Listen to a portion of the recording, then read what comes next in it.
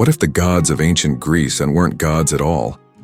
What if they were remnants of a lost civilization, one that once ruled the world with knowledge we can even understand today?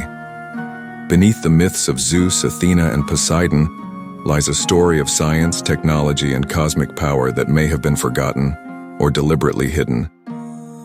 Welcome to Mystery Vault, where history meets the impossible. Long before Athens, long before Sparta, there was Crete, home of the Minoan civilization. Emerging from the mists of the Bronze Age, this was a culture so far ahead of its time it almost seems fictional. Over 3,500 years ago, while much of the world was still in its infancy, the Minoans were creating a society of staggering complexity and beauty. They didn't just build shelters, they constructed sprawling multi-story palaces like Knossos, complete with intricate frescoes, advanced light wells, and even sophisticated plumbing and drainage systems that wouldn't be seen again for millennia. Their engineers and architects possessed a level of skill that defies our modern understanding of the era. Their art, vibrant and fluid, depicts scenes of daily life, mysterious rituals, and a deep connection to the natural world, all rendered with a style that feels almost futuristic. The Minoans were masters of the sea, their powerful navy dominating the Aegean, and establishing trade routes that connected them to distant lands like Egypt and the Near East. Their influence spread far and wide, laying a cultural foundation for the civilizations that would follow. Central to their mythology was the enigmatic figure of the Minotaur, a terrifying creature described as half man and half beast, imprisoned within a vast, inescapable labyrinth. For centuries, this has been dismissed as a simple folktale, a myth created by the later Greeks to explain the fall of a rival power. But what if it was something more? What if the story of the Minotaur wasn't a myth, but a distorted memory of something far more unsettling? Could this strange hybrid being be a clue, a faint echo of advanced genetic experimentation or biological engineering, technologies that were lost to time when their civilization collapsed?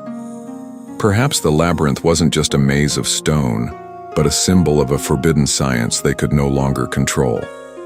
Ancient Greek scholars, the intellectual giants who laid the groundwork for Western philosophy and science, often attributed their profound wisdom not to their own genius, but to a higher, more ancient source. Thinkers like Plato and Pythagoras, whose ideas on geometry, music, and the nature of the cosmos still resonate today, spoke of receiving their knowledge from the gods or from those who came before. This is often interpreted metaphorically, as a poetic way of describing divine inspiration. But what if they were being literal? What if those who came before were not mythical deities but the tangible survivors of a much older, highly advanced civilization that had been wiped from the historical record? Consider Plato's famous account of Atlantis, a powerful island nation that possessed incredible technology and a deep understanding of the universe, before it was consumed by the sea in a single day and night of misfortune. Many scholars believe Plato's story was an allegory, a philosophical fable. But what if it was based on a real, historical event, a collective memory passed down through generations? The geometry embedded in the sacred architecture of Greek temples, their precise alignment with celestial bodies, and their surprisingly sophisticated understanding of astronomy all seem to point to an inherited body of knowledge. Their myths, filled with tales of flying chariots, powerful weapons, and beings with extraordinary abilities, might not be mere fantasy. Instead, they could be the fragmented, reinterpreted accounts of a vanished world's technology and history. Were the great minds of Greece simply curators, tasked with preserving the last embers of a brilliant flame that had been extinguished long ago? The architectural and engineering marvels of the ancient Greeks extend far beyond their temples and statues. Consider their amphitheaters, massive stone structures built into hillsides with a precision that continues to baffle modern acousticians. In places like the Great Theater of Epidaurus, the acoustics are so perfect that a single whisper or the sound of a coin dropping on the central stage can be heard with crystal clarity from the very last row, hundreds of feet away. This was achieved without any modern technology, without microphones or amplifiers. How did they do it? Mainstream archaeology suggests it was the result of masterful design and the specific shape of the seating, But this explanation feels incomplete. It doesn't fully account for the almost supernatural quality of the sound transmission. Could the Greeks have possessed a deeper, more esoteric understanding of the physical world? Perhaps they understood the hidden power of sound, frequency, and vibration, principles that modern science is only now beginning to fully explore in fields like cymatics and quantum physics. Temples like the Oracle's sanctuary at Delphi and the Healing Center at Epidaurus were not just places of worship. They were believed to be centers of immense power where sound and vibration were used to induce altered states of consciousness, facilitate healing, and even communicate with the divine. This knowledge wasn't unique to the Greeks. Across the globe, from the pyramids of Egypt to the megalithic sites of South America, we find ancient structures that seem to have been built with a similar understanding of sonic resonance. Could the Greeks have been part of a global network of ancient wisdom, harnessing the fundamental energies of the earth and the cosmos in ways we have long since forgotten? Then, at the height of its power and influence, the Minoan civilization vanished from history with shocking suddenness. For years, the cause was a profound mystery, but modern archaeology has provided a likely culprit. Around 1600 BC, the colossal volcano on the nearby island of Thera, now known as Santorini, erupted with a force hundreds of times more powerful than any modern atomic bomb.